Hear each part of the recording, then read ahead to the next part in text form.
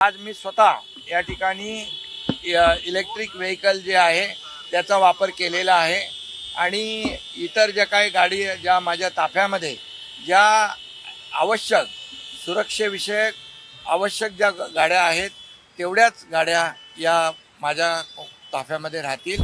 हे जे अपील केलेलं आहे, आवाहन केलेलं आहे, राष्ट्रहित डोळ्यासमोर ठेवून, देशहित डोळ्यासमोर ठेवून केलेलं आहे आणि त्यामुळे आपण युद्धजन्य परिस्थितीमध्ये सर्वांनी, सत्ताधारी पक्ष असेल, विपक्ष असेल, सर्वांनी एकत्र येऊन या परिस्थितीला तोंड दिलं पाहिजे।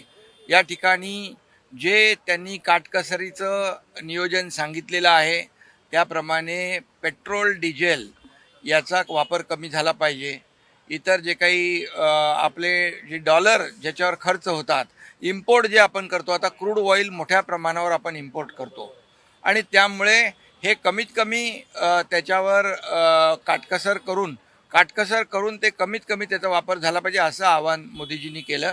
मी स्वतः प्रत्येक भारतीय नागरिकांनी हे स्वीकारलं पाहिजे। हे देशहितासाठी आहे आणि देशहित सर्वतोपरी आहे आणि मोदीजींनी नेहमी नेशन फर्स्ट हाच विचार केलेला आहे आणि म्हणूनच आज मी स्वतः या ठिकाणी इलेक्ट्रिक व्हेकल जे आहे त्याचा वापर केलेला आहे आणि इतर ज्या काही गाडी ज्या माझ्या ताफ्यामध्ये ज्या आवश्यक सुरक्षेविषयक आवश्यक ज्या गाड्या आहेत तेवढ्याच गाड्या या माझ्या ताफ्यामध्ये राहतील आणि गाड्या देखील जेवढ्या कमी करता येतील तेवढ्या कमी केल्या जातील आणि इलेक्ट्रिक व्हेकलचा जास्तीत जास्त वापर आपण केला पाहिजे। त्याची सुरुवात मी केलेली आहे।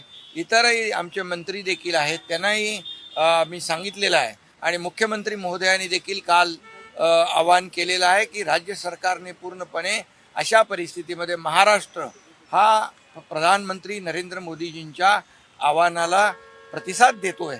त्यामुळे हे खरं म्हणजे मोदी साहेबांचं काय वैयक्तिक काम नाही आहे, हे देशहिताचं काम आहे, राष्ट्रहिताचं काम आहे।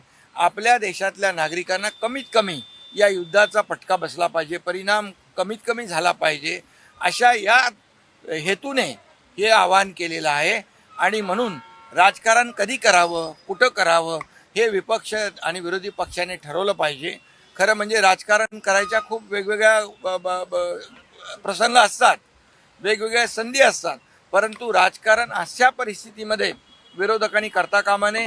हे केवळ राजकारण आहे आणि मोदीजींच्या विरोधामध्ये त्यांना बदनाम करण्यासाठी हे सगळं जे काही सुरू आहे त्यांच्या हातामध्ये काही नाही आहे। मोदीजींच्या पाठीमागे 140 कोटी जनता आहे, म्हणून तर पश्चिम बंगालमध्ये, आसाममध्ये जो काही विजय मिळालेला आहे हे याचं जे काही परिणाम दृश्य स्वरूप दिसतंय आणि म्हणून मी देखील महाराष्ट्रातल्या नागरिकांना आणि सर्वांना आवाहन करतो की आपण याची पेट्रोल डिझेल जे काही त्याची कमीत कमी त्याचा वापर कसा होईल, नियोजन कसं होईल या दृष्टीने आपण पाहिलं पाहिजे।